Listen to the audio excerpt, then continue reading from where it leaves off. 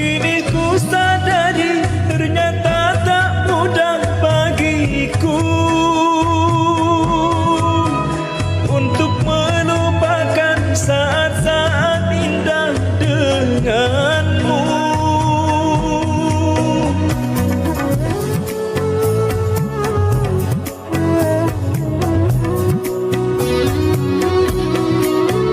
Andai pasti mungkin hatimu terbuka untukku, relakanlah aku untuk kembali bersamamu.